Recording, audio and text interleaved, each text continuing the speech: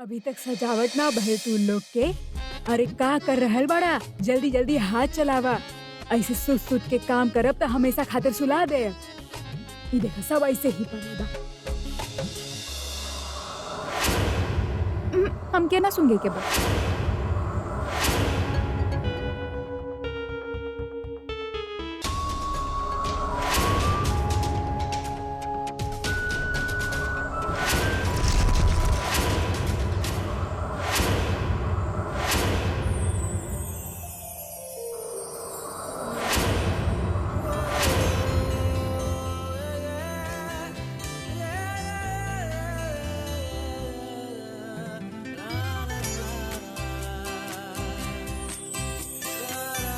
अरे दम धरा यार। मैडम जी इंडिया बा, इतना जल्दी सब कुछ ना होखेला यहाँ पे। आराम आराम से होखेला मैडम जी। बाकी यहाँ पिया के नाम के मेहंदी लगल ना, और पिया के गले पहले ही लग गई। सुजी मैडम, सुजी।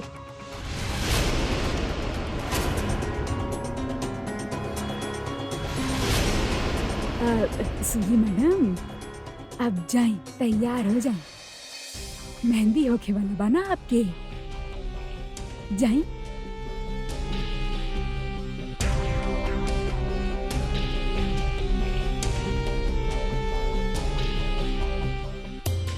कैसन जमाना आ गइल बा दादी, सोमो बिगड़ रहल बा अपन। हर जगह मुँह। रात के बहुते मस्ती आवत रहे हैं। हाँ, तो का केवल मर्द ही मस्ती आ सकेले का? अरे मस्ती सब निकाल देव तो हर मस्ती। ये जन ज्यादा जुबान चल रहल बा ना, वो फिरंगी सुजिया के बहकावे में बाना।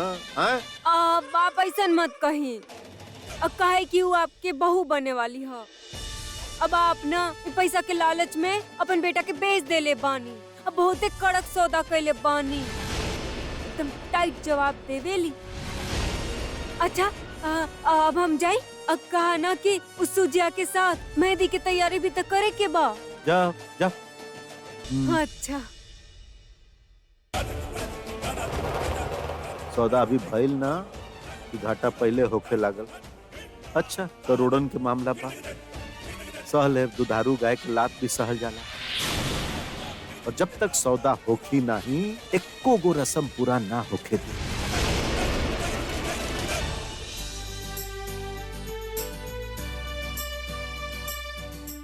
आजा आजा। अरे कितना वक्त हो गया, आवा बैठा।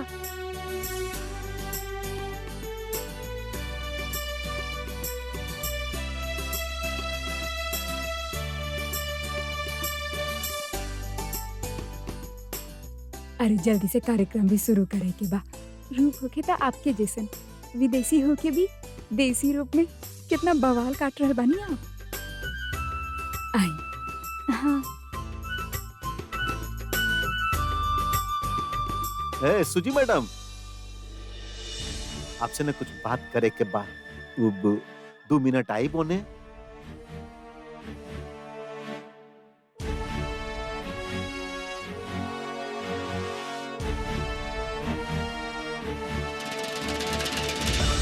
तो सुजी मैडम मतलब वो चेक ऐसा तो नहीं है ना कि वो चेक के कैश करे खातिर बाहर के बैंक में जाए पड़ी। मिस्टर दुष्यंत, जब हम वर दक्षिणा दे रहल बानी तो ओकरा खातिर इतना भगाई तोड़े ना। कैश बा उहा वो कबर्ड में। दिस वन। निकाला निकाला।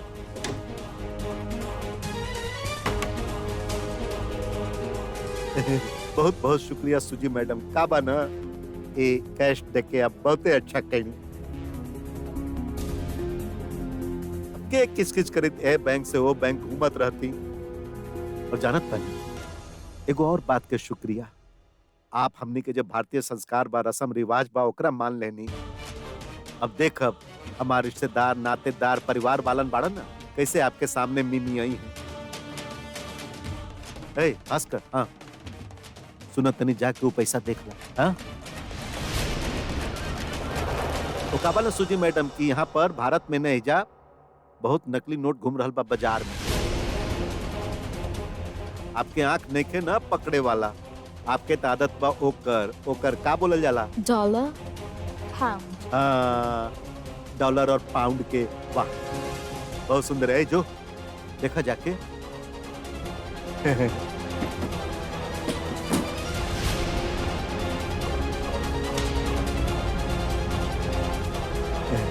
सुजी मैडम, हम आपके ना फिर से शुक्रिया अदा करत बानी। हम आपके अनुमति दे रहल बानी, ना ही निमंत्रण भी दे रहल बानी।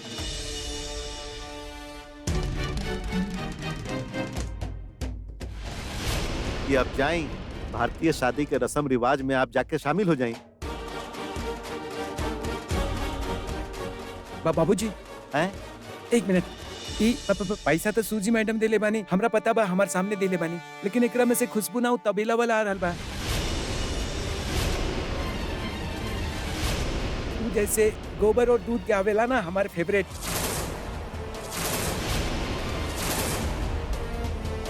हाँ बिल्कुल ऊ है बा। ऊ दिन हम यादव के घर ना गइल रहनी, ऊ तकादा करे खातिर। वैसे ही नोट के खुशबू आ रहल बा ए में से भी।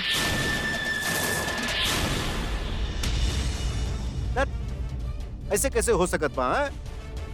तुम्हार दिमाग में ना गोबर भरल बा, यही से आवत बा। अब एक बार सूंघ के देख ली।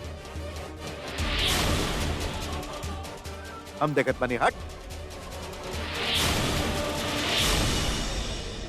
अरे ई का हा? अरे Oh my God! Oh yeah, here also. One अरे minute. बाप रे बाप। सार सब उठा उठाओ तन्वी उठा। जी।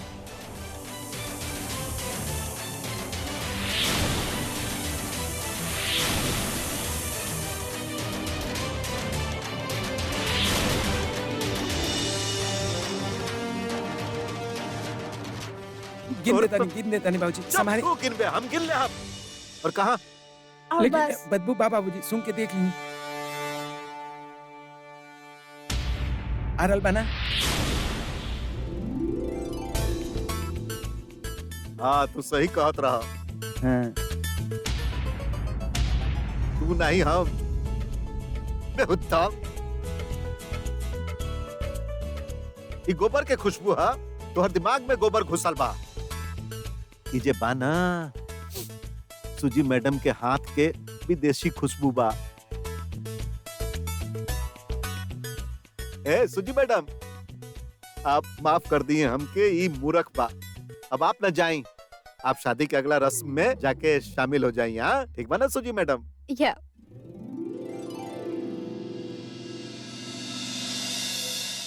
समर बेटा, ई सब का कर रहल बड़ा तू?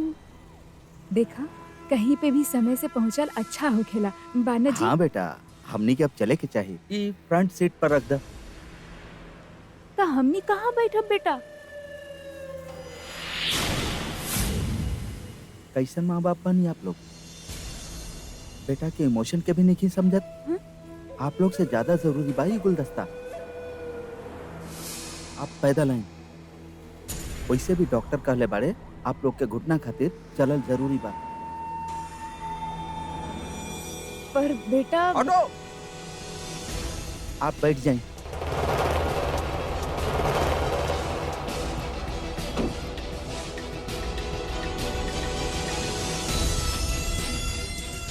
समर, हमार बात तो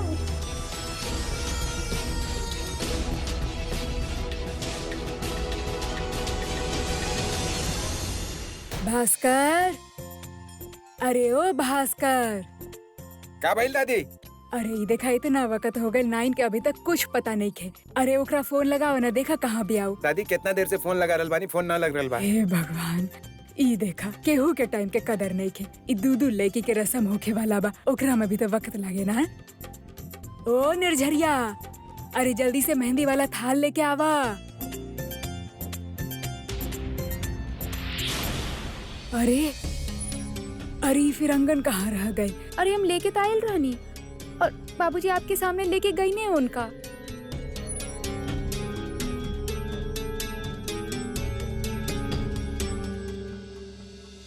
अरे अरे सूजी मैडम, अरे कहाँ चल जाइनी आप?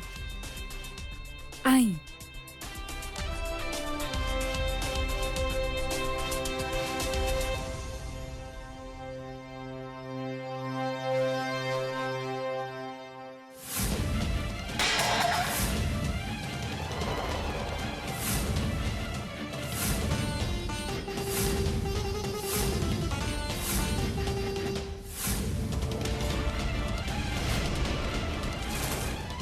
हे राम, अरे ये तो बहुत बड़ा अपशगुन हो गई। देखा था। ए, कौनो अपशगुन फकशगुन नहीं खे भइल। ए, हाँ, ले जा ये सब हटावा, साफ करे एकरा, हटावा। चली मैडम जी बैठी आप।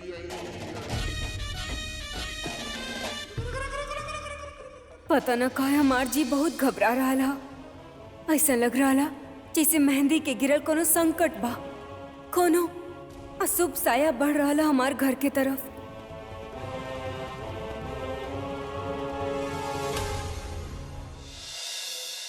इका माँ अब कहाँ लेके आ गई नी हमके?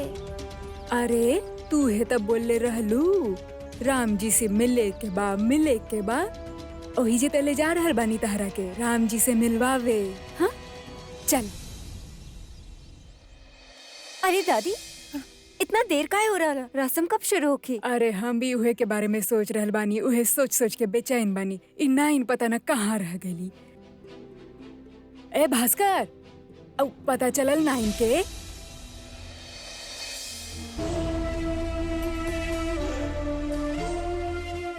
एहिजा मिली का राम जी? अरे एहिजा कहाँ मिली राम जी? एहिजा तो हम प्रायश्चित के विधि करे आयल बानी। अरे तभे त न राम जी दर्शन दीही। हाँ तू ऐसन करा, तू एहिजा बैठा, हम प्रायश्चित करके आवतानी। ठीक बा, एहिजे बैठिया, हिलिया मत। जेठी माँ प्रायश्चित कर ली ही तो राम जी खुश हो जाएंगे और हमार परिवार फिर से एक हो जाए।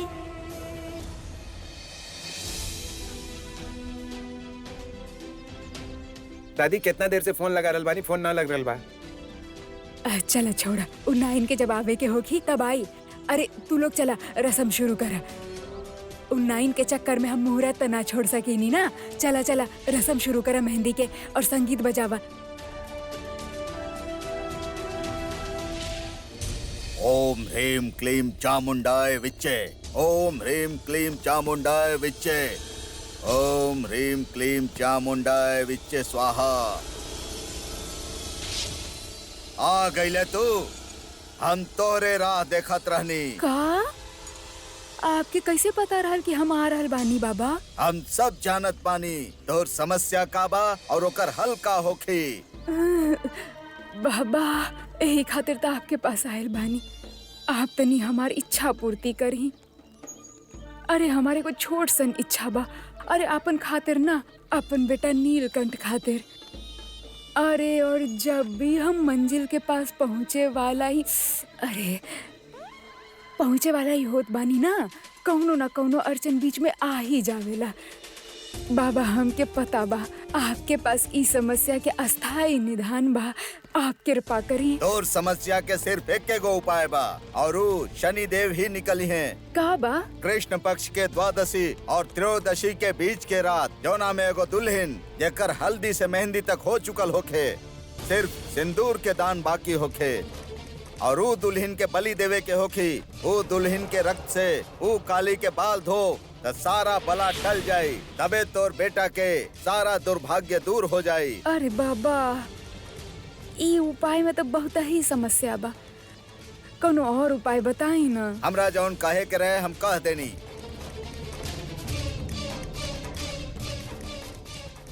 रुका, परसों शाम तक चांद निकले से पहले तोहरा ई कार्य संपूर्ण करे के होखी, ना तय कर कोनो फायदा ना होखी।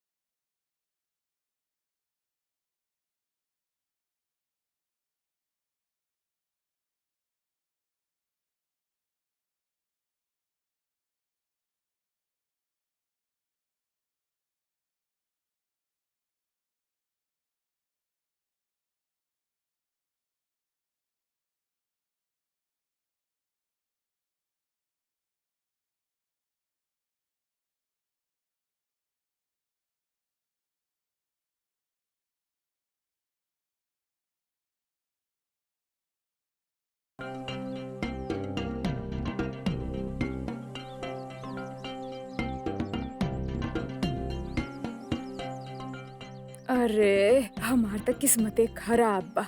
अभी अनजान शहर में नई नवेली दुल्हन कहाँ ढूंढी बाबा। तुहार पैर में भी अलता लगा दी। लगा दा। लावा पैर द। अरे तुहार पैर तो गंदा बा, साफ करके आवा, बाद में हम अलता लगा के देब, ठीक बा?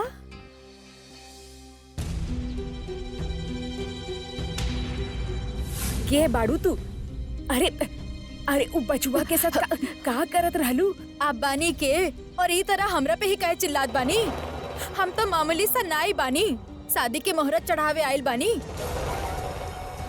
नाइन बाड़ू? अरे माफी चाहतानी। अरे तू तो हमार रिश्ता में बाड़ू। अरे रे, अरे तू तो हमार रिश्ता में हो गईलू। अच्छा ई बतावा, ई ब्याह कहाँ बा? केकर बा? अरे बहुत बड़ घराना की बिया, दुष्यंत ठाकुर। अच्छा और तो और कल एगो ना दू गो शादी बा उनका घर पे। दूधू ब्याह? हाँ एक ही घर में? हाँ। अरे बा, का बात बा, इतार तो दिवाली हो गई। हाँ। एकरा कहेला भाग्य, बैठल बैठल लड्डू मिल गई और हमके कहीं जाए के भी ना पड़ल ढूंढे खातिर। समस्या के समाधान खुदे चल के हमरे पास आ गई।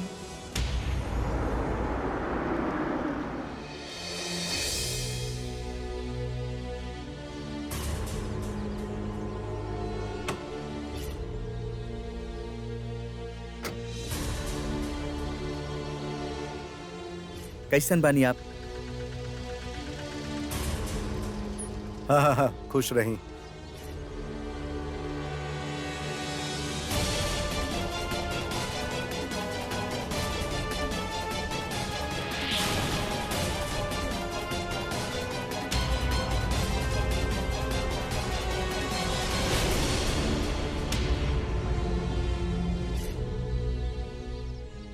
नमस्ते। नमस्ते।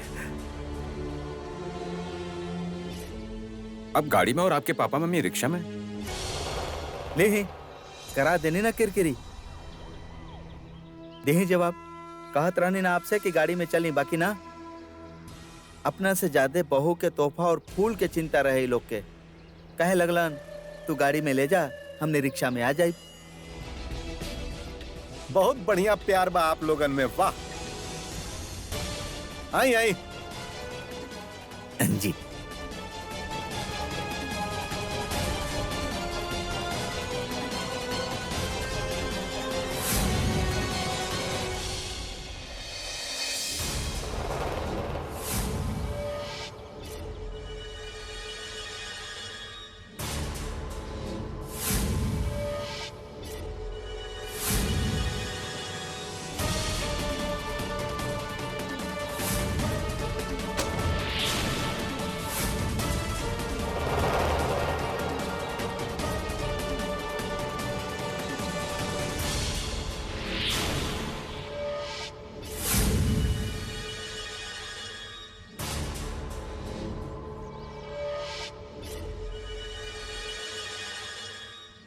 जेठी माँ, वो अच्छा वाले आंटी कहाँ चल गए? अरे कहाँ गइल होखी?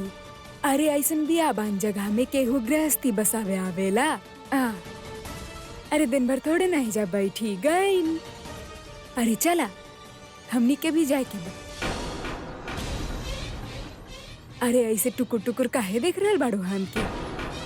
अरे हमके राम जी के पता मिल गइल बा, चलल जाओ ओकरा पास। हाँ चला, चले के बा। अभी मिथिला भी लौटे के बा ना तो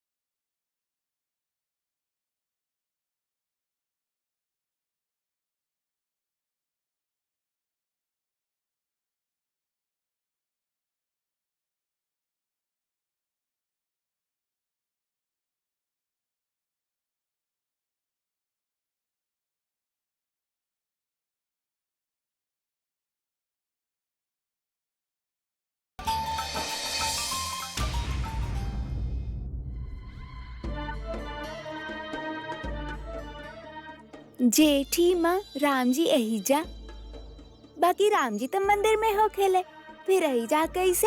अरे राम जी तो भगवान बानी, प्रभु बानी, ईश्वर बानी, उस सब जगह मिले ले। अरे तारा जंगल में मिलले रहनी ना, वो एहिजा भी बानी। ई सब लोगन के आशीर्वाद देवे आइल बानी। राम जी कितना अच्छा बानी, हमनी उनके एक बार घर पर बुलाई। हाँ जरूर बोल, हाँ बुलाइए बोले। जा खेला। के बाड़ू तू? नमस्ते अम्मा। हाँ ठीक बा ठीक बा। के बाड़ू तू? अरे नाइन बानी, नाइन हो गए तहार टाइम। पर तू बाड़ू के? एकरा से पहले तो तारा इजा कबो ना देखनी।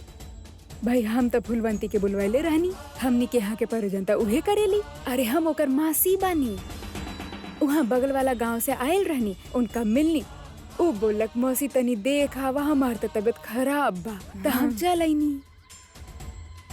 ई हमार नाती बिया। अच्छा अच्छा चल, शुक्र बा शादी के पहले तो आ गई। अब जल्दी करा, लड़की के मेहंदी लग गई बा, उपटन अभी बाकी बा। तू एगो काम करा, जल्दी से जाके उपटन पीस ला, हाँ रसोई घर में चल जा। हाँ हम भी चलतानी, हमके बहुत काम बा।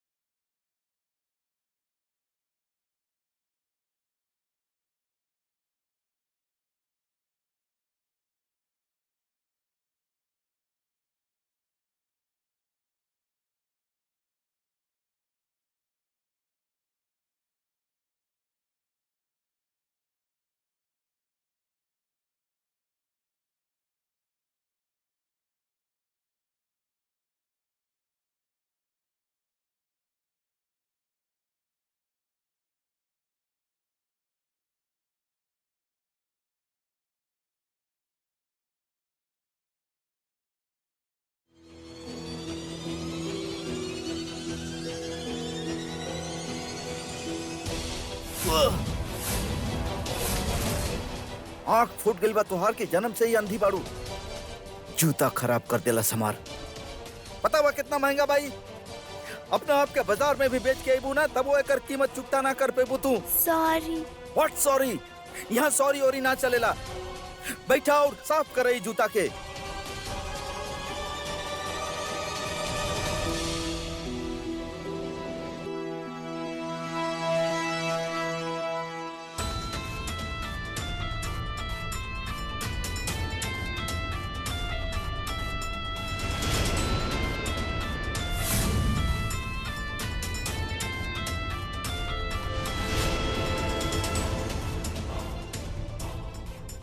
थैंक यू दीदी।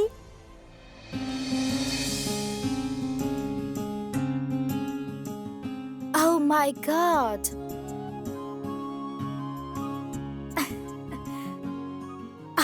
I got flowers. आप बहुत सुंदर लग रहल बानी। अच्छा, लेकिन तोहरा से कम। आप काला टीका ना लगैनी? काला टीका? हाँ, हमनी के घर में गौरी के रोज काला टीका लगावेनी ताकि ओकरा नजर ना लगे। हमनी के पूरा घर की रानी बिटिया बिया ना, तो तू भी तो काला टीका ना लगवलू। हमके केहू के नजर ना लागेला। हम तो नजर उतारे नी। अरे का कर रहल बाड़ू? उपटन के समय हो गइल ह, चला जल्दी। का मतलब रहे वो बच्चे की? इला बेटा, हम कली के भी प्रसाद दे के आवतानी। बड़ी मम्मी, हम ओकरा प्रसाद दे के आवतानी। हम इतना दिन से काली से मिलले भी ना बानी। ना पूछी पाई, तू वहाँ ना जेबू। अगर तोहके भी माता आ गई तो स्किन खराब हो जाये, हम तो मरिए जाई।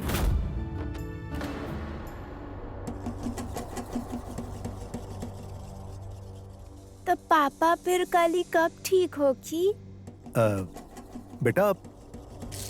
बेटा कली के माता आयल बड़ी जैसन के तू जानत बाड़ू, और जेठी भाभी माता के बारे में सब कुछ जानत पड़ी। यही से तू जेठी भाभी के पास बड़ी उहे जवाब दे सकत बड़ी। त्रिदेवी काकी, प्लीज आप जेठी माँ के भेज दे। हमके उनकरा से पूछे बाकी काली कैसन बिया। अरे बेटिया, जब वो वापस आ जाए तो उनके पूछ लिहा। आए मतलब जेठी भाभी कली के अकेला छोड़ के कहाँ गए बानी?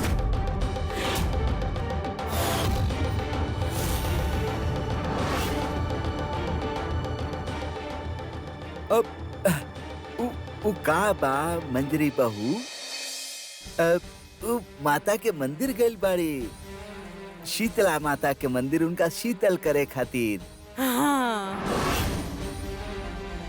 उ का बा कि कहल जाला कि शीतला माता के मंदिर में अगर सवेरे सवेरे पूजा कइल जाए त माता के प्रकोप कम हो जाला। हैं? लेकिन फिर कली के साथ की बा? हम बानी ना कली के साथ, हम ओकर अच्छा से ख्याल रखब। हाँ ना, हमार मन न मानेला। हम खुद जाइब कली के ख्याल रखे खातिर। मंजरी, मंजरी, कली के माता आयल बड़ी। तू इतना परेशान काहे हो रहल बड़ू?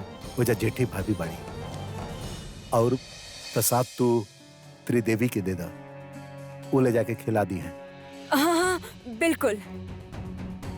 लेकिन आचार्य जी हमके बस। मंजरी, अपन प्रेम के मर्यादा के समझा, तबे तो हम तोहर प्रेम के महत्व के समझब।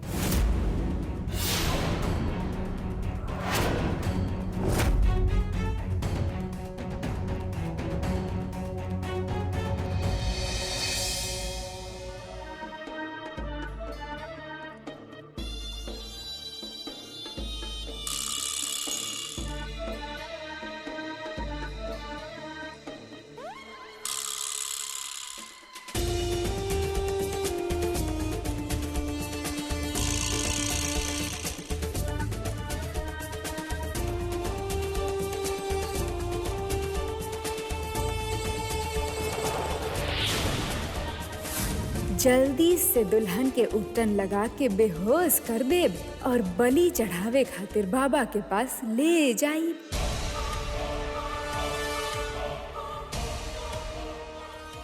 ए सुना, हाँ, होखे वाला दुल्हन के तो हम ओकरा कमरा में भेज देनी, तई अपन उपटन ले जा और वही जे जाके लगा दा। कौन कमरा बा? ऊपर जाके सीढ़ी से तीसरा कमरा बा। इंदिरा दीदी, आपके अपन भाभी पे भरोसा बा? हमरा पे पूरा भरोसा बा, लेकिन बात का बा? अगर भरोसा बा तो समर से शादी खातिर ना कर दी। का भाभी आप का कहत बानी? इंदिरा दीदी वो सही लड़का नहीं खे। भाभी आप ही काहे कहत बानी? इंदिरा दीदी देखी, हम ओकरा जितना जनले बानी, जितना समझले बानी, ओकरा देख के हमके इहे लागेला कि वो बहुत ही मतलबी, कठोर और चालाक लड़का बा। ओकरा बस आपन खुशी से मतलब बा। भाभी वो प्लीज, आप ऐसा मत कहीं, हमके बिल्कुल अच्छा ना लागेला। आपके जरूर कोनो गलत फहमी भइल बा। हाँ भाभी, हम जानत बानी वो हमरा से बहुत प्यार करेले, बाकी इंदिरा दीदी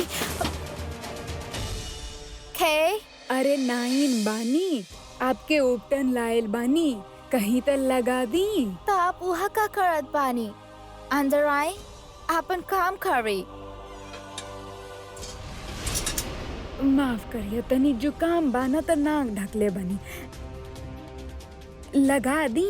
पहले इंदिरा के लगावा उपटन और फिर हमरा लगाई है। अब बलि के बकरा दूर ना।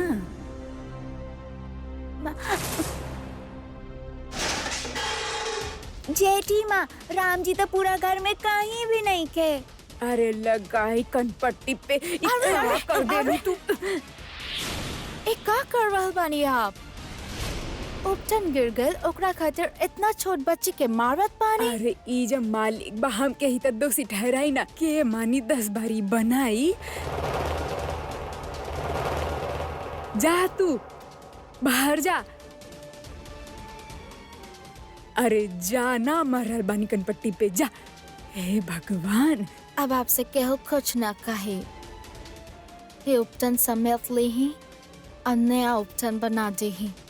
जाए जी। हम अपन कमरा में बानी।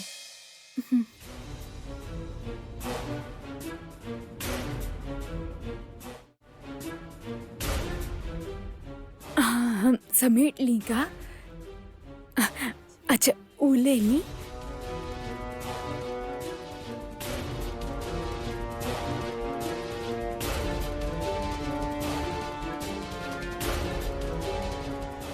अरे अब कहा दोबारा उपटन बनाई, सब औषधि तो खत्म हो गई। अरे अब कोनो नया तरीका सोचे के पड़ी।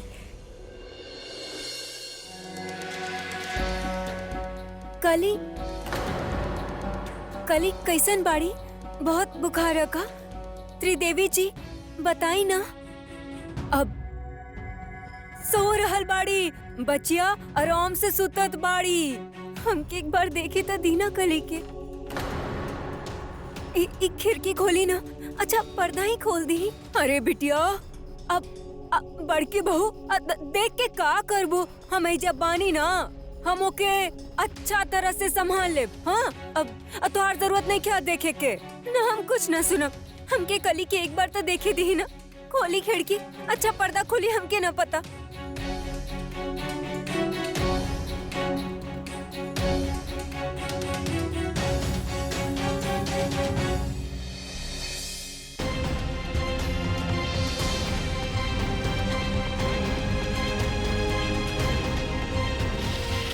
ई लो, खोल देनी पर्दा।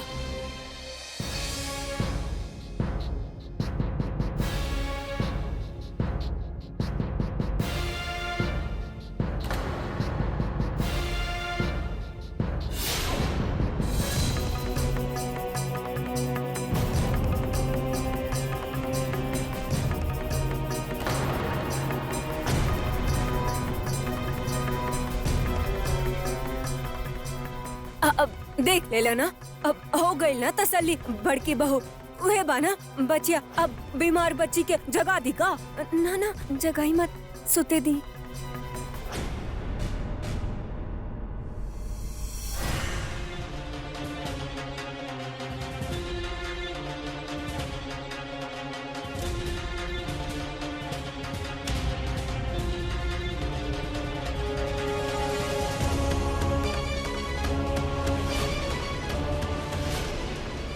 है बाल पे बाल।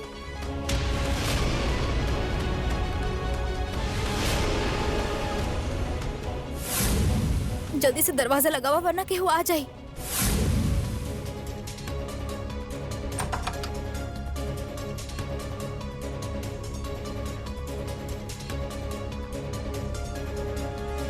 तू यहाँ कैसे आयलू? हम राम जी के ढूंढत रहनी। जब हमके राम जी मिल जाए तब हम वापस चल जाए। तो क्या ऐसा लागत हो कि ना कि हम कितना बुरा बानी, झूठ बोल रहल बानी? ना, हमके नीलू भैया कहेनी कि अच्छा काम खातिर झूठ बोला पाप ना हो खेला। अच्छा, तो तोहके कैसे पता कि हम कुछ अच्छा काम करत बानी? बस पता बा, आप मंजली माँ के तरह स्वीट और अच्छा बानी ना। मंजी माँ हमार माँ बानी।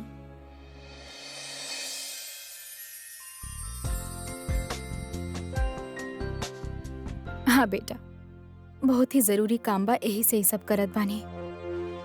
हम राम जी से प्रार्थना करब कि आप जो जरूरी काम कर रहल बानी वो अच्छा से हो जाए।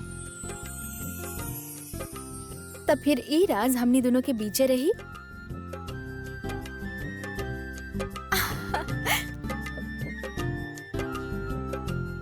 अरे बात बात में हम भूल ही गई नी। तो के बाड़ू, तोहार नाम का बा? हम काला टीका बानी। काला टीका? ई कैसन नाम बा? ई कैसन नाम बा काहे वो हमके ना पता, बस काला टीका बानी।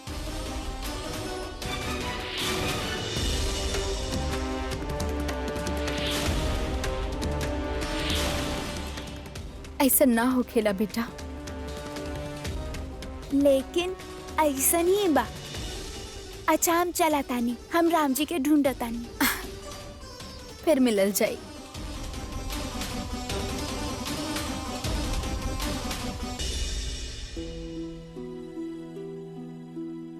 उपटन के चक्कर में इंदिरा दीदी से बात अधूरा रह गई।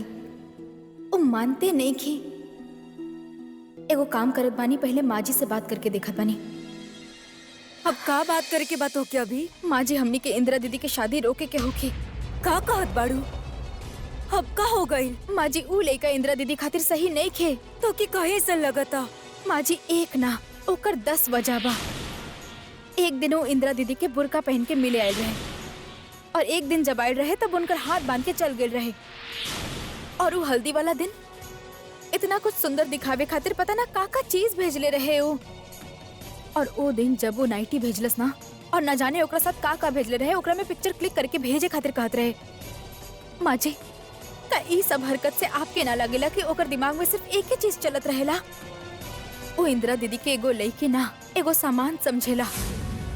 और आज का भाई? माँ जी प्लीज आप ये बात केहू से कहब मत। हमके तो कहे में भी शर्म आवता। माँ जी वो हमरा के यहाँ पे किस कर लेलस। हमार हाथ गंदा भइल रहे, हमरा मेहंदी लागल रहे, तो हम ऐसे ही साफ करे खातिर चलत रहनी। अचानक से वो कॉरिडोर में आयल और किस करके चल गई। हमके कुछ समझ में ही ना आवत रहे कि हम का करें। हमके कहे लग गइल कि फिरंगन शक्ल बहुत अच्छा बा। माँ जी हमरा जौन सबक सिखावे के रहे हम ओकरा सिखा चुकल बानी, लेकिन हमके नहीं लागत कि ओकरा कोनो फर्क पड़ेला ओकरा से। माँ जी ये एक दिन के ना पूरा जिंदगी भर के बाद बा। अगर इंदिरा दीदी के साथ ओकर गांठ जुड़ गई तो बहुत अनर्थ हो जाई माँ जी। इंदिरा दीदी के जिंदगी के सवाल बा, हमने के शादी रोके के होकी माँ जी। पर एकर बाबूजी ना मानिए। उनका माने के होकी माँ जी। हम मानत बानी की बात से बहुत बदनामी होगी, लेकिन नाम और इज्जत खातिर हमने इंदिरा दीदी के जिंदगी के साथ समझौता ना कर सकेनी ना। हाँ, हम एकर बाबूजी से बात करत आने। बाकी इंदिरा बिटिया। माँ जी हम उनका से बात करे की कोशिश करनी, लेकिन वो हमारी बात माने के तैयार ही नहीं थी। आज रात हम उनका साथ कोबर वाला कमरा में रहा। हम फिर से उनका से बात करे की कोशिश करब, लेकिन हमने के हार नहीं के माने के माँ जी। अब हम चलत बानी माँ जी।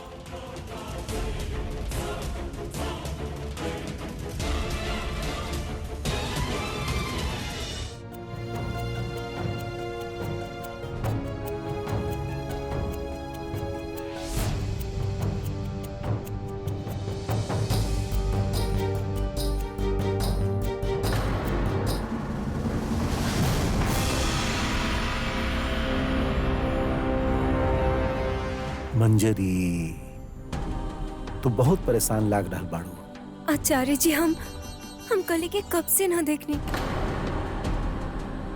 माता की ताप से तड़पत होखी बेचारी, और जेठी भाभी पूजा पाठ खातिर बाहर गइल बानी। तो का भइल, पूजा तेरी देवी बाड़ी ना। और वैसे भी ई रोग में दवाई कुछ ज्यादा काम ना करेला, इंतजार ही करे के होखेला। यही से तू परेशानी छोड़ा और चिंता बिल्कुल मत करा, अपन मन के शांत रखा।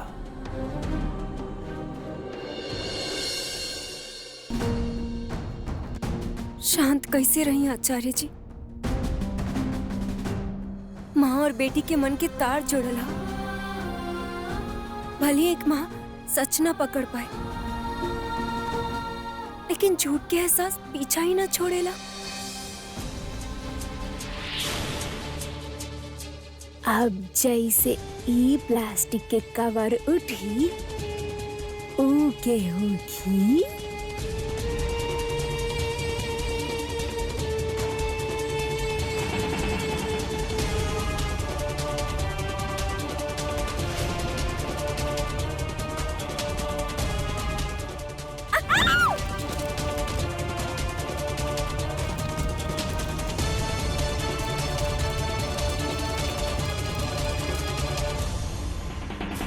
और जैसे ही जली, हम ओकर सर पे डंडा मार के ओके बेहोश कर दे। अरे दुल्हनिया मैडम, आप आ गई ने। ई देखी, आपके दादी माँ भेजले बानी। ई सगुन बा, देखी ता। ई अरे खोल के तो देखी। आप ओ हम बाद में देख लेब, इट्स ओके। अरे ना ना, ऐसा मत कर, अभी खोला, अभी देखला।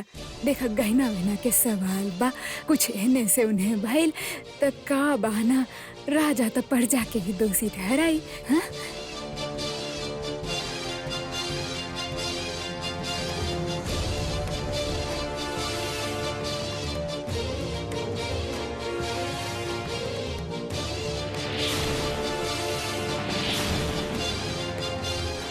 अरे रुको,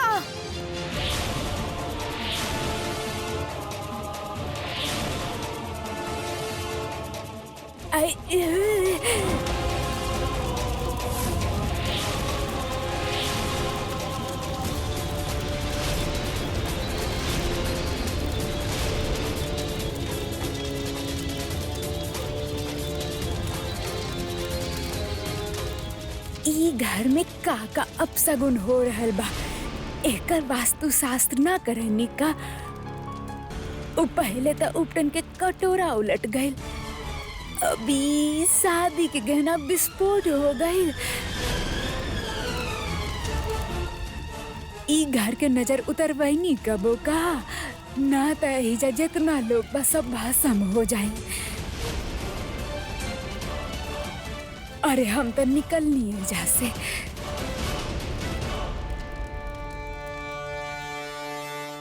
ना ना, ई बात गलत बा, तू एहिजा ना रुक सकेली।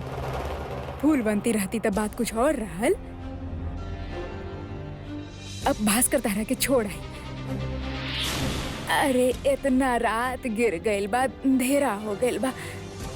अरे हमार हड्डी अब उतना जवान नहीं खे, कहीं अकड़ वकड़ गइल त गिर गइल त अकड़ जाइब हम। और दूसरा बात ई बा कि रात के हमके ना ठीक से दिखाई ना देवेला। लेकिन आप तो हमके अंधेरा में भी देख लेवेनी। अरे तहरा का हमके आँख चाहे का देखे खातिर तहरा। अरे तू तो सुगंध के तरह बाड़ू, हम तो तारा सूंघ सकेनी, का समझ लो। फूलवती के मौसी बानी हम, बतैले तो रहनी, उहे तो हमके हिजा भेजले बिया। और बाकी और आधी रात के हम कहाँ भटकी इतना ठंडा में। अच्छा ठीक बा, भास्कर एगो काम कर, बाहर बैठी का मेन का खातिर एगो बिस्तर डाल दा, वही जे सूझ जाए।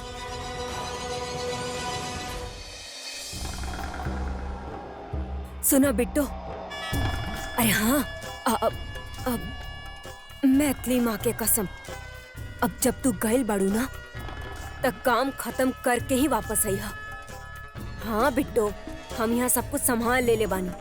अब तक केहू के खबर नहीं खे क्यों काली तोहार साथ प्रतापगढ़ गइल बिया। बस तू मंजरी नाक के तरह इधर उधर घूमत रहेली। बस बस तू चिंता मत कर, हम सब कुछ संभाल ले बानी, ठीक बा। हाँ।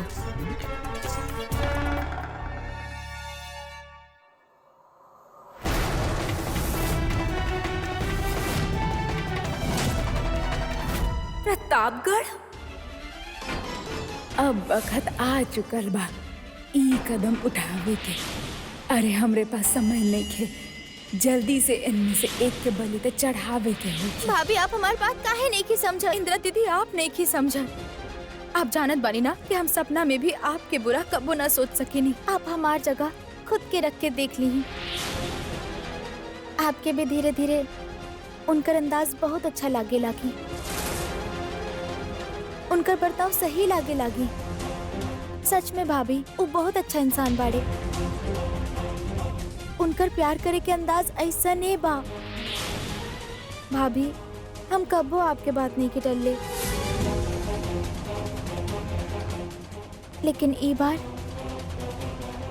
हमरा माफ कर दी।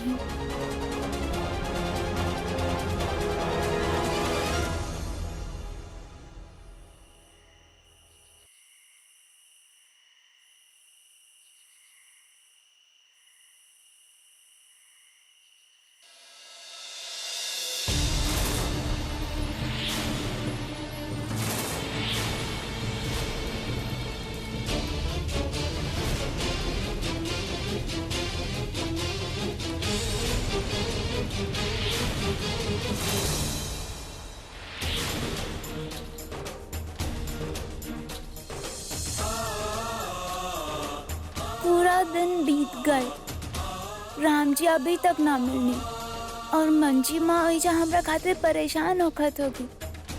हम उनकरा से एक बार बात भी न कहीं। हम जेठी माँ से कहब कि वापस घर चल जा। अगर राम जी के आपन अंगूठी प्यारा होगी तो खुद आके हमसे ले ली। लेकिन जेठी माँ कहाँ बिया? कहीं बाहर तो ना बिया? देखा तानी हम।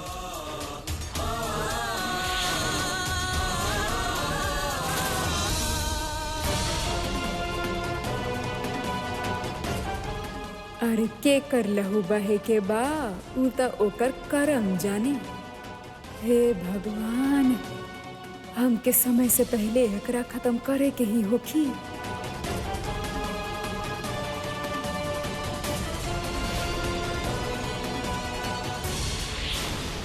अरे अब ई दोनों में से केकरा चैन के नींद सुलाई?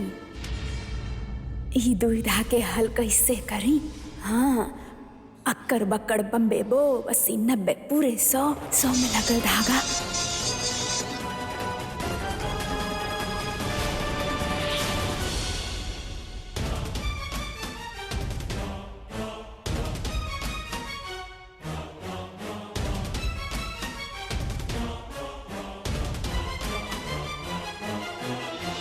कहाँ गई नी जेठी माँ?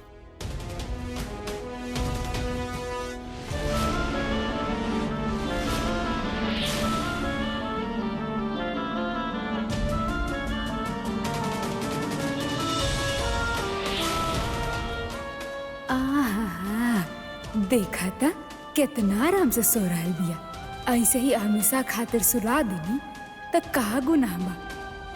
अरे त पुण्य के काम होखी त पुण्य के कार्य में देरी कैसन?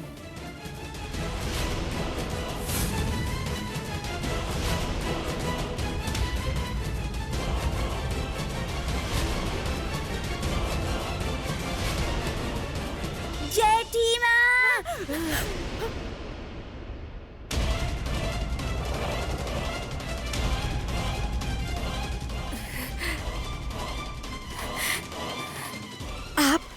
आप का कर रहल बानी यहाँ पे? ओह, उ का कि हम नहीं बानी ना, एगो रस्म करे के रहल उ त हम भूल ही गईनी। का कि ई जे चाकू बा ना, ई नया नवेली दुल्हन उजे होखे वाला बिया, ओका एक रात पहले ओकर तकिया के नीचे रखे के बा। उसे का होखेला, इस शनि महाराज प्रसन्न हो जाले, उ फिर विवाहित जीवन में कोनो बाधा ना डाले।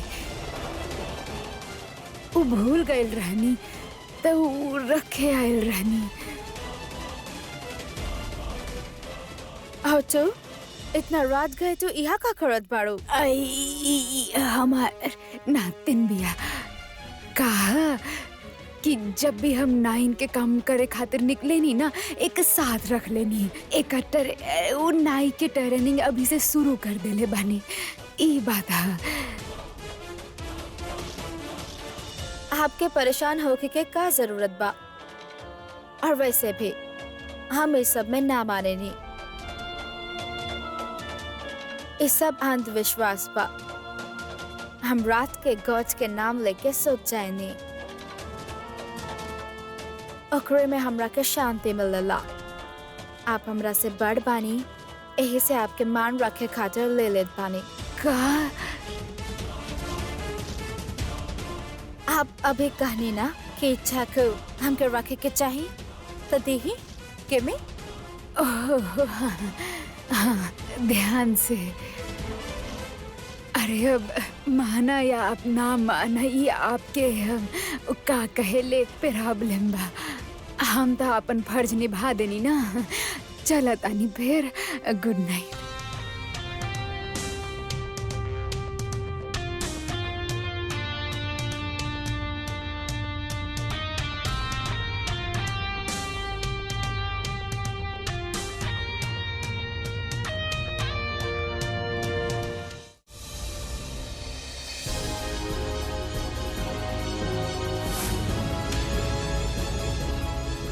अरे तू काला टीका बाड़ू की बला टीका बाड़ू? अरे हमार पीछा ही ना छोड़ रहल बाड़ू। अरे के बोले रहे वही जा आवे खातिर? नाम मिलाइब अब तहरा राम जी से, कबो नाम मिलाइब। हमार सारा बनल बनावल काम खराब कर देलू तू। जेठी माँ इतना रात के, वो भी सरोजनी दीदी के कमरा में, और चाकू के साथ। कुछ तो गड़बड़ बा। जेठी माँ के देख के लागत रहे कि वो सरोजनी दीदी के मारे वाला रहली, लेकिन जेठी माँ सरोजनी दीदी के काहे मारे चाहेली? जेठी माँ बहुत बुरी बिया। ओहिजा मंजी माँ के पीछे पड़ल रही और एहिजा सरोजनी दीदी के पीछे। उनकरा अच्छा लोग पसंद नहीं थे। कुछ करे के होखी, उनकरा से सरोजनी दीदी के बचावे के होखी। अरे हमसे के हो कब तक बची? हम जे ठान लेनी उ करेनी। हम कल 24 घंटा के बखत पूरा होखे से पहले ही बलि चढ़ाई त चढ़ाई, चाहे कैसे भी चढ़ाई।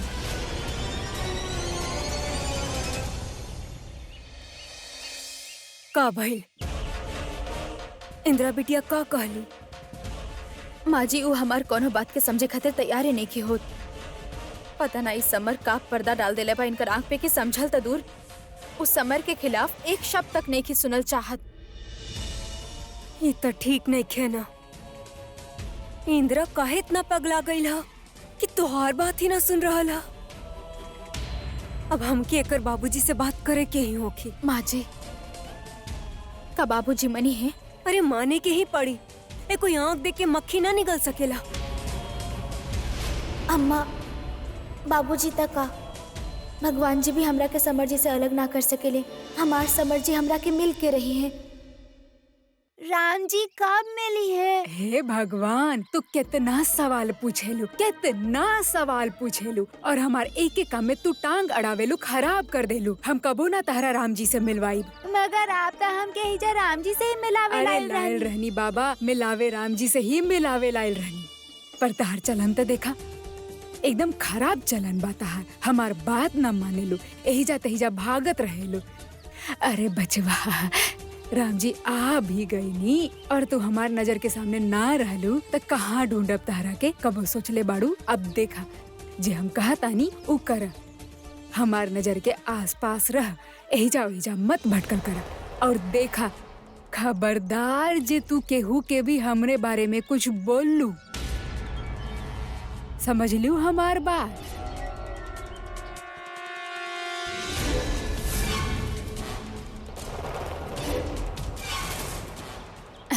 अरे ऐसन करा, अभी बहुते जल्दी राम जी से मिलवा दे। हाँ, तू अंदर जा, थोड़ा सा शरबत पिया और जाके बोला हमके थोड़ा सा नींबू पानी चाहिए, ऐसन बोला, और जाके कमरा में आराम करा।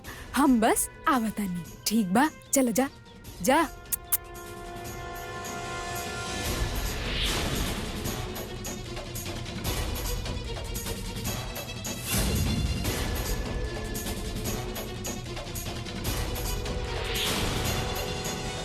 अरे बाबा प्रणाम। अब यहाँ कैसे? हम सब जानत बानी।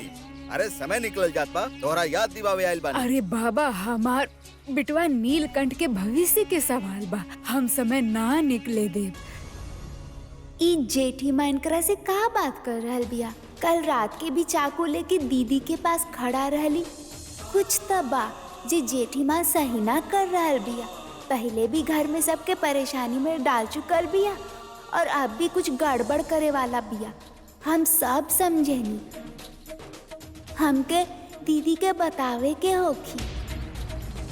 हम कुछ गलत ना होखे दे। मंजिमा कहेनी कि कुछ गलत होखे से रोकल हमनी के ही कर्तव्य होखेला। अगर देर हो रहल बा त जेकर बलि देवे के बा ओकर कोनो एगो निशानी, जैसे सिर के एगो बाल, सुहाग के चूड़ी या फिर बिंदी, ई पोटली में रख के लेके आवा, ताकि हम विधि शुरू कर सकें।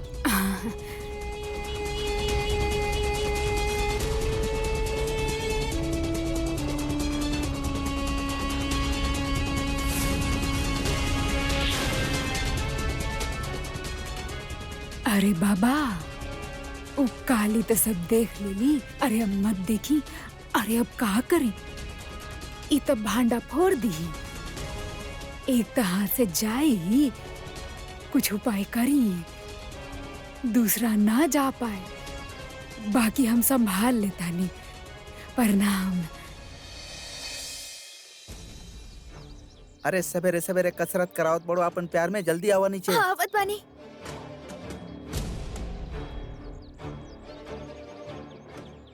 आराम से आजा, आजा आराम से।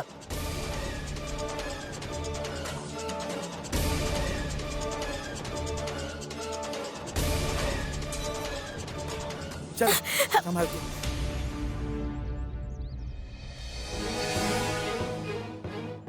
इंदिरा दीदी,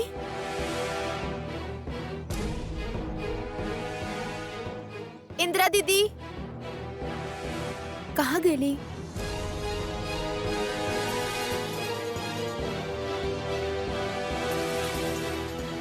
इंदिरा दीदी कहाँ चल गेली? इंदिरा दीदी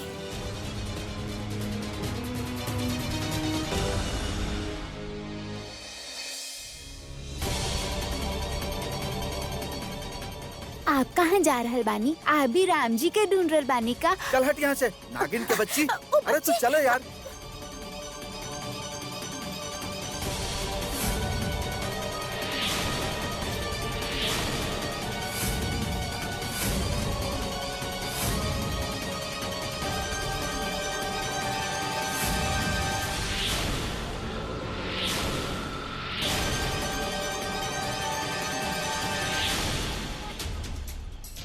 हे भगवान, कुछ समझ में ना आ रहा है।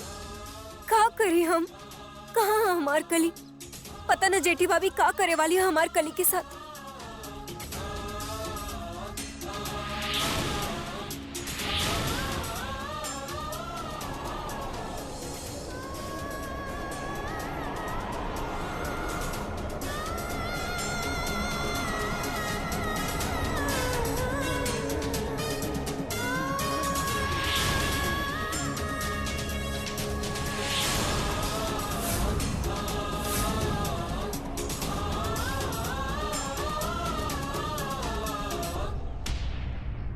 ये तो बंद बा।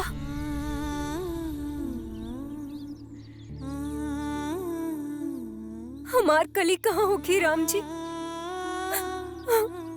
कहाँ? उठा उठा बेटा, तू कैसे गिर गई लू? गंदा वाला अंकल बहनी न जे हमके कल जूता साफ करे खातिर बोलले रहनी, वो हमके धक्का देनी तो हम गिर गई नी और इंदिरा दीदी के भी लेके गई नी। ले गई ले? लेकिन कहाँ ले गई ले? वो उधार गई नी, लेकिन हमके एगो और गड़बड़ वाला बात लग रहा बा। उ जेठी माँ बानी ना, उ हमके झूठ बोल के एहिजा लैली कि राम जी एहिजा बानी, लेकिन राम जी हमके अभी तक ना मिलनी। कल जेठी माँ आपके कमरा में आयल रहनी ना, चाकू लेके, हमके कुछ गड़बड़ लग रहा बा दी। राम जी भी कहीं पे न बानी। समर इंदिरा दीदी के भगा के ले गई। ऐसे ना हो सकेला। हम ओकरा कामयाब ना होके दे।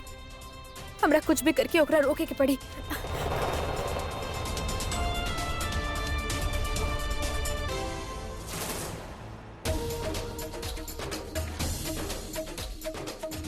दीदी, सरोजनी दीदी,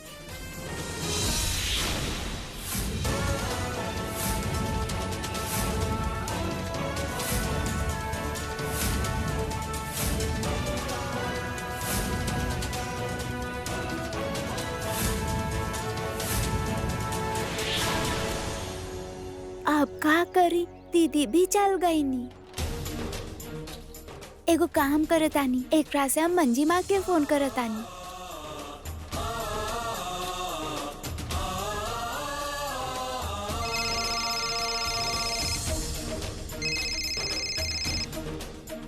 मंजी माँ, हेलो।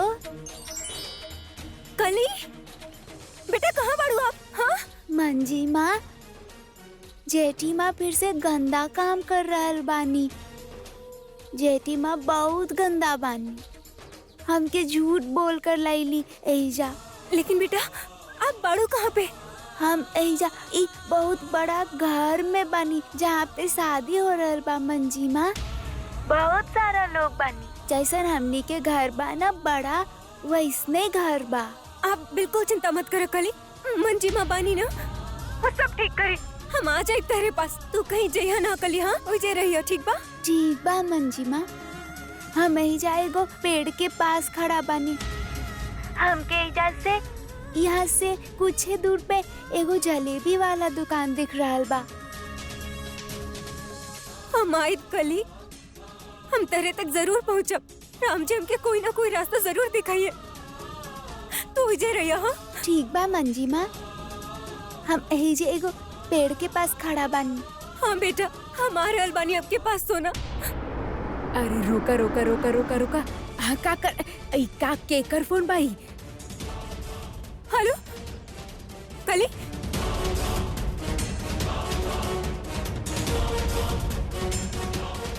आप बहुत गंदा बानी। मंजी माँ आ रहल बानी हमके लेवे। अच्छा, आप बहुत मंजी माँ के गंदा फोन बानी। लगाइले बाड़ू? ऐसन कहलू हैं? अरे हम झूठ बोलतानी, हम गंदा बानी, तू बदमाश बाड़ू। तू राम जी के हमार सारा प्रोग्राम सत्यानाश कैले बाड़ू। चला अब तारा नाच छोड़ा, चला अंदर बैठा। ना, अरे हाथ पैर तोड़ के बैठाई का, चुपचाप बैठा। चला।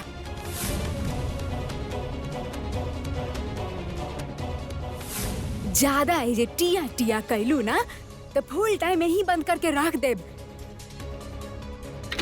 चला भाई।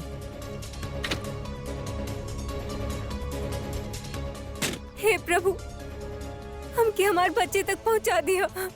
वो बच्चे की रक्षा करी प्रभु।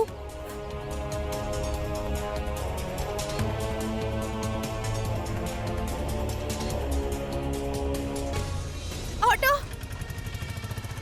ऑटो रुको।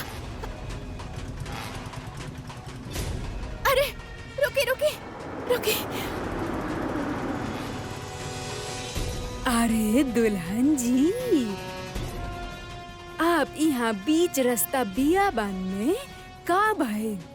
ओ समर इंदिरा दीदी के धोखा से भगा के ले गल बा। बस उनका ही ढूंढत बानी। भगा ले गई? अरे कुछ समय पहले तो हम वो दोनों के देख ले रहनी। ऊ तो आपस में बहुत ही नैन मटक्का होकत रहनी। अरे हम के इतना लागल कि केहू भगा के ले जरल बा केहू के। हो सकेला ऊ दोनों आजकल के जौन जवान कहा करेले, बिहा के पहले एक दिन पहले सब कुछ कर लेवे ना, ऊ करे गईल होगी। सॉरी। का आपके पता बा कि समर कहाँ लेके गइल बा उनका? हाँ, हमके भनक तबाऊ कहाँ जा सकेले। चला आवा, चला हम आपके छोड़ देता नहीं। चला चला चला।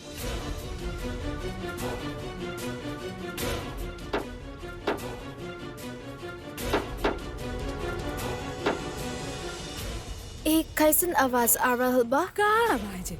अरे हमके तो बस पक्षी के चिचियावल सुनाई दे रहा है बा। अरे रे आप बैठी बैठी बैठी। अरे समय निकल जाई। ई लइका छोकरा छोकरी गड़बड़ कर दी है। चले जाओ बाबा। हाँ चला।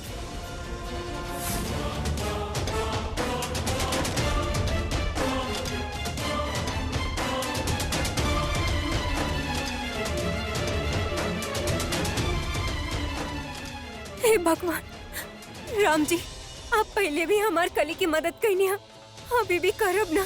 बस जब तक हम नौकरी तक ना पहुँचे ना, तब तक ओकर रक्षा करब प्रभु। भगवान जाने ले ई बार जेठी भाभी का करे वाली है हमार कली के साथ। हम क्योंकि ढूंढने के ही होगी कली के।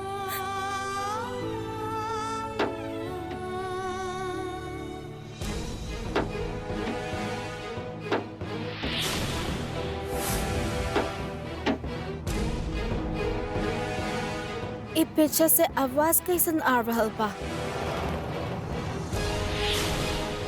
अरे हम का जानी, गाड़ी तो ई बाबा के बा। ई रखले होगी कुछ गाड़ी के पिछाड़ा में। अरे हम तो ऐसे ही आपके तरह रास्ता में खड़ा रहनी, लिपट ले ले बानी गाड़ी में। अब कैसे पूछी काका रख ले बानी आप गाड़ी में? अच्छा तो ना लागेला ना। देखा आप आगे की सोची। अरे आपके घर के छोकरिया के इज्जत के सवाल बा। या अब भैया थोड़ा जल्दी चलाई। अरे बाबा, हाँ? ऐसन करी, अपन ड्राइवर के जरा बोली कि वो एगो मंदिर बाना वही जा लेके चली। एहिजा एगो मंदिर बाना, ई दुल्हन मैडम के थोड़ा एहिजा काम बा। ठीक बा चला मंदिर की तरफ चला। कहा ना कि आजकल जब छोकरा छोकरी घर से भागे ले ना, तो सीधा मंदिर में चल जाले। वहाँ सब बिहा के सामान तैयार हो गया पहले से ही। पता चला लगनी के फेरा कर रहा होगी। अब भैया थोड़ा जल्दी चलाई।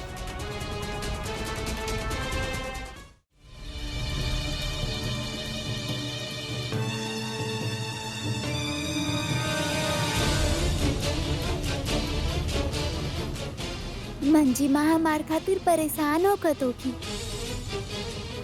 अब तो हमार आवाज भी ना जाई उनकर पास। कैसे ध्यान दिलाई हम उनकरा?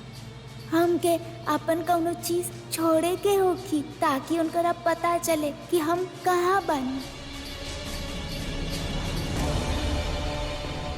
आप ही बच्ची की देख ले बानी। हाँ देखी ना ध्यान से, शायद आप ही बच्ची की देख ले होगा। लगभग इतना कदबा, शायद आसपास कहीं देख ली होगा। ऐसा कैसे हो सकेला? हमके कुछ समझ ना आ रहा। हमारी बच्ची मिल ना रहा।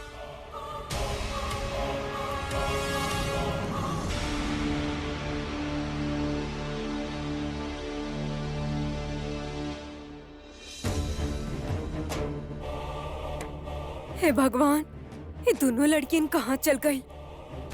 न इंदिरा दिखाई दे रहा और न सूजी मैडम। कहीं बाहर तो न चल गई?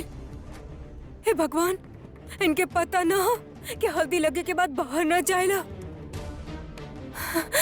ए सुमेंद्र बचवा, का भइल?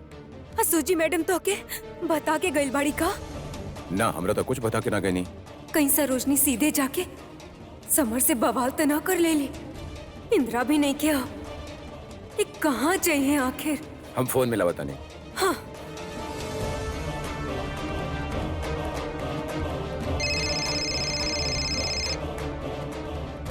फोन तो यहीं कहीं बज रहा बा।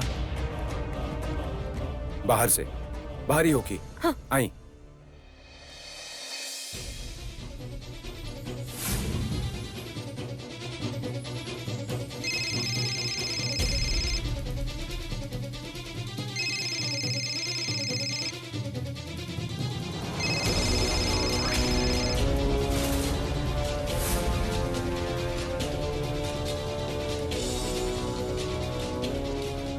मैडम जी के फोन यहाँ तो मैडम जी कहाँ? ये सूजी मैडम फोन भी एजा पड़ल हा। और पता ना खुद कहाँ चल गई ने। हमके सुमेंद्र बचवा के समर के बारे में सब कुछ बता देवे के चाहिए।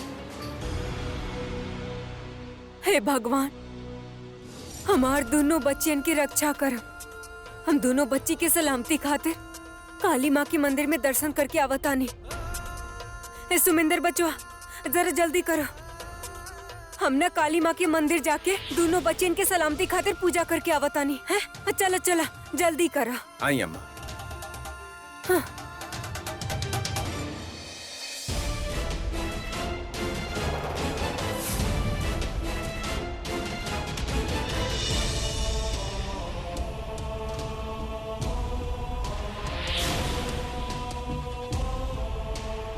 ये तो कली के बा। हे भगवान, हमार कली। भाई साहब, ये रास्ता कहाँ के जाएला? ये रास्ता काली मंदिर के पुराना मंदिर जाला। वहाँ तो हम सुबह गए रहने, जे बंद रहे। हम के वहाँ जाए के होगी।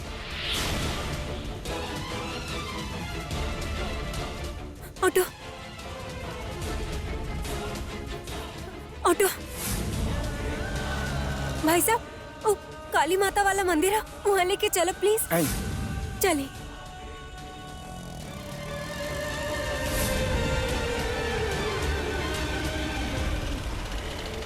चला चला। आइए।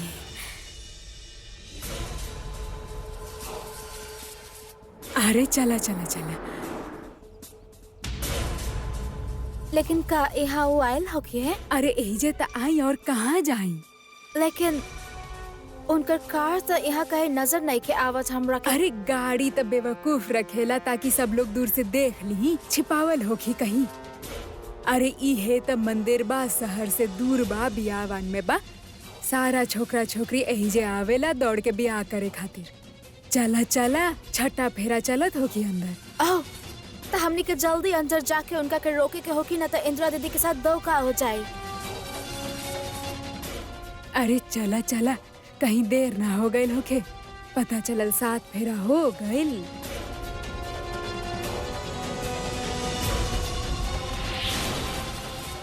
लेकिन यहाँ पता केहू बनाई के।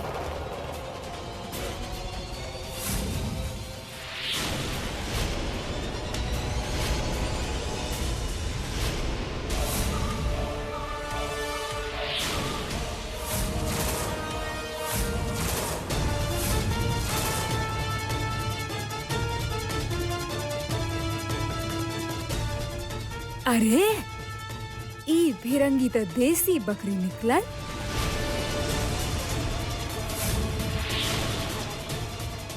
अब का करल जाओ बाबा? ले जाए क्राउड तैयार करके ले आवा। तब तक हम पूजा आरंभ करत बानी। ठीक बा।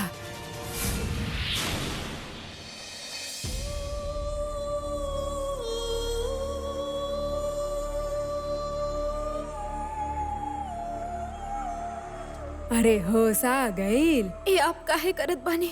अरे बहुते पुण्य का काम कर रहल बानी और ई पुण्य में तहार सहयोग भी होखी। हम जीते जी तहार कोनो काम में मदद ना करब। अरे जीते जी के कहलक अरे जीते जीते तू हमार कौनो काम के ना, तू तो मरे के बाद ही हमरे काम आईबू। ये आप गलत कर रहल बानी। अरे अब गलत सही का बा ई तो हमके पता नहीं खे। अरे अब बलि देवे के रहल, तहार बलि बिल्कुल ठीक बैठ रहल बा। जे मांग ले बानी न तांत्रिक, एहे खातिर तहार खून से हमार बेटा नीलकंठ के जिंदगी रंग जाए। ये आप का बकवास करत अरे बानी? शांत हो जा, देवी के पास भेज रहल बानी। शांति से देवी के गोद में सूत जइबू तू। केहू बा! बचावा! अरे केहू बचावा! अरे देखा तहरा ये लाल साड़ी पहने के बा, हाँ अब ढंग से चुपचाप पहन ला, ना तो जबरदस्ती तरह के पहनाई। अरे तहार केस तदा। अरे एक मिनट कहाँ बा तहार केस? इदा न जरा चूड़ी दा। हाँ बहुत अच्छा, ई ठीक बा हम आवत आनी, तब तक तू तैयार हो जा। हाँ शांत हो जा।